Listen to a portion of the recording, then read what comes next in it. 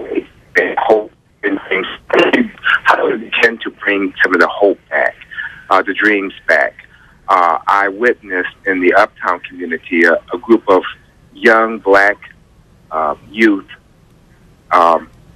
picketing new condominiums, and they were saying that they knew when they grew up they would not be able to afford to be a homeowner and to own a condominium. And my thought was, I didn't think that when you're only 13 or 14 years old, when I just knew I was going to be a millionaire. I'm not.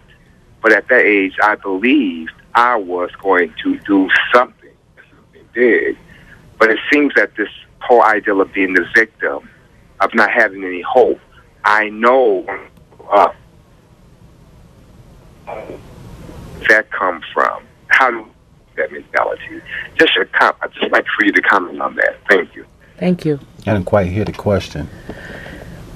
He was talking about the hopelessness with our youth and how when he was a young person, he always knew he would do something great. Would you like to comment on that? I mean, yeah, it's like there's a difference between back then and now. I mean, it sounds like the caller is probably in my age group, and it's a big difference. Like I said before, there's nobody giving kids hope. I mean, a lot of their home situations, in some cases, the parent is struggling to try to make ends meet, and then sometimes the parent is out there doing what the kid is doing. I mean, I have to say I've seen that, Mr. Smith, myself. I believe we have another caller. Caller, you're on the air. Hello? Hello? Hello?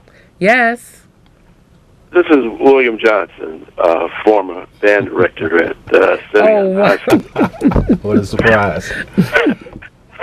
So, after 30 years, I'm still keeping up with it, and I'll try to speak and not watch at the same time because there's a delay in sound. But needless to say, I'm very proud of what Darryl is doing, and appreciate the fact that I was able to serve as a mentor for him, and would encourage him to do those things and continue to do those things that he felt was done for him. Wonderful. That's very important.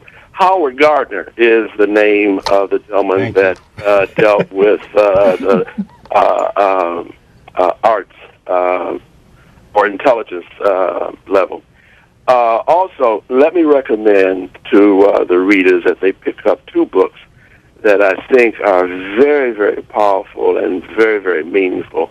One is The New Jim Crow by Michelle Alexander, who talks about what's happening to our young people through mass incarceration in this so-called colorless age.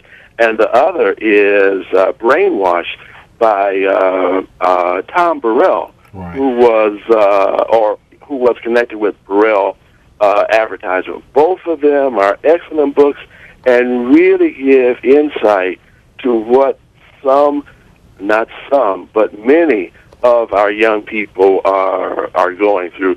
So it's not a matter in all cases of them being lazy or any of the negative things. It's just being involved in a system that is overwhelming and has some other direction for them. Now, I'm going to stop so I can listen to Darryl's comments, because as he knows, when he was in class, I was the talker. So I will hang up and give him an opportunity to speak. But thanks so much, and I'm enjoying the program. Thank you for your call. Hey, thank you, All Mr. right. Johnson. Bye-bye. That was my former band director. I remember hearing the name earlier. Yes. I know he must be really proud to see where you are today and to know that he had taken part in the success of your life. And I'm extremely grateful, and I think, and that's one of the things that drive me, because I did have a few people to really go above and beyond. He was more than just a teacher. he did extra things like spend time with us and talk to us. And we went to Florida one year, and I ain't have enough money. And he allowed me and another student to shovel snow at his house so that we can have the opportunity. I had never been to Florida or Disney World, and as a 15-year-old, I got to take the opportunity. So he actually taught you also how to work for your money. Yeah, he really did. And I actually got hired by, I think DHS had a program, and so I was able, I think my junior or senior year, was able to work in the band and after school, and he worked me to death.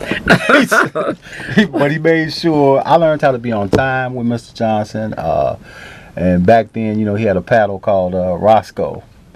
And Roscoe was about this big, and you had to be in your seat after, you know, at a certain time with your instrument out. And you know, I have a lot of respect for Mr. Johnson and what he's done. Wonderful. I mean, he's touched the lives of thousands and thousands of young people. Wonderful, wonderful. I want to thank you, Mr. Smith, for being my guest, and I want to wish you much success in the organization that you're working with, Phalanx. I understand that you have received a good report from CPS about the success of the program that you performed for the students there. Yeah, during the Cultural Calm Initiative, Phalanx with 10 mentors were placed at Julian High School, and I want to say we saw that their GPAs went up by 7.2%. We also saw 25% students increase in attendance by 22 days, and then this is real important, a 50% reduction of serious misconduct.